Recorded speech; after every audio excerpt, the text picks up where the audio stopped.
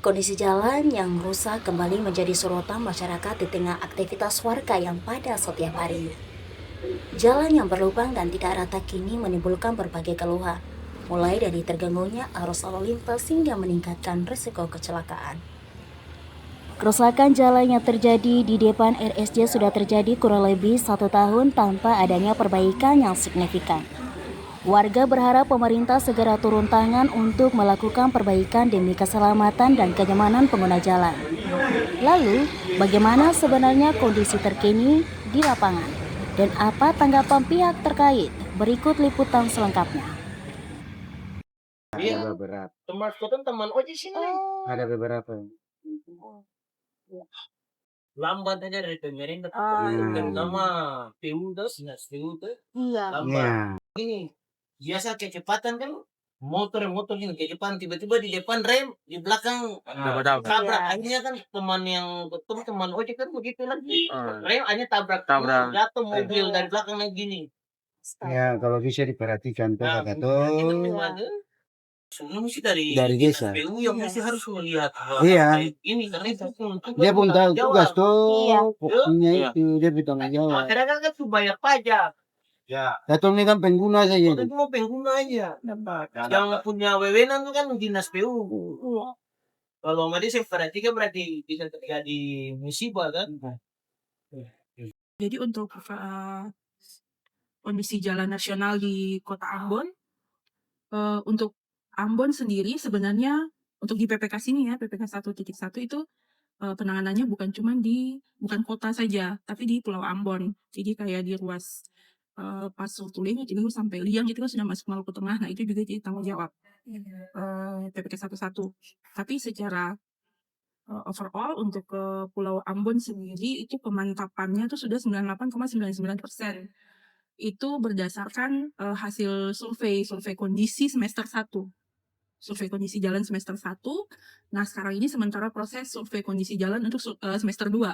Nanti selesainya nanti di akhir 2025. Jadi memang data lengkapnya itu belum ada. Sementara Katong hanya bisa menginformasikan terkait hasil survei di semester 1. Itu kemantapannya sudah 98,99%. Kalau jalan tidak rata itu, kan jalan ini setiap waktu dilalui beban. Ya. Ada kendaraan, ada manusia, gitu. Setiap waktu dilalui beban. Jadi, kondisi-kondisi yang tadi yang jalan tidak rata, mungkin kalau jalan rasanya tidak nyaman ya. Itu kadang karena aus itu karena memang usia konstruksinya ya, usia aspalnya. Kemudian yang jalan-jalan berlubang itu banyak penyebabnya. Salah satu penyebabnya itu air. Nah, kalau biasa Katong dengar, mungkin kalau teman-teman sudah pernah dengar itu air itu musuh utamanya aspal. Kalau teman-teman pernah lebih spesifik lagi terkait jalan, ada yang namanya itu ODOL, overdimension, overload. Nah, beban-beban yang berlebihan yang tidak ada dalam standar perencanaan itu kan seringkali lewat di jalan. Nah, itu yang jadi pemicu kenapa jalan itu cepat aus, jalan itu berlubang, karena memang Berikut langkah-langkah teknis yang dilakukan BPJN pada lokasi jalan yang mengalami kerusakan. Ada standarnya sendiri, tapi pengaturan itu kan di luar kewenangan. Ada yang misalnya truk muatannya sangat banyak dari yang seharusnya. Nah kayak gitu itu kita tahu jalan mana yang berlubang, mana yang aus, mana yang harus diprioritaskan untuk penanganan. Nah dari situ. Setelah dari situ biasanya ketika menjelang akhir tahun, di semester 2 biasanya itu sudah ada pengajuan penanganan dari balai sini ke pusat. Nah nanti secara berjenjang itu akan diproses. Usulan kita misalnya itu yang tadi kita jelaskan. Semua pekerjaan, bukan cuma di Ambon ya, semua pekerjaan di BPJN, semua awalnya itu dari survei. Nah, dari survei kemudian diolah di pusat, nanti di pusat itu kan dianggarkan mana yang harus diprioritaskan misalnya seperti itu, mana yang harus diprioritaskan. Nah dari situ kemudian baru anggarannya keluar, jadi bukan serta-merta lihat lubang terus ketemu usul lubang ini 2 juta cukup ya, tidak seperti itu. Prosesnya panjang dan prosedurnya itu jelas. Kemudian karena ini instansi teknis, semua itu harus dengan data, semua harus dengan gambar, ada analisanya, ada kajiannya, seperti itu. Masyarakat bisa melaporkan langsung situasi jalan yang mengalami kerusakan pada Instagram PU_jalan_Maluku.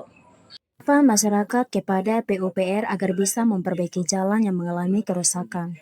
sehingga memperoleh akses masyarakat. Harapan PUPR kepada masyarakat turut andil dalam menjaga fasilitas umum. Perbaikan aja, iya, pemerintah bisa lihat bisa itu. dilihat itu. Iya. Siap. Iya.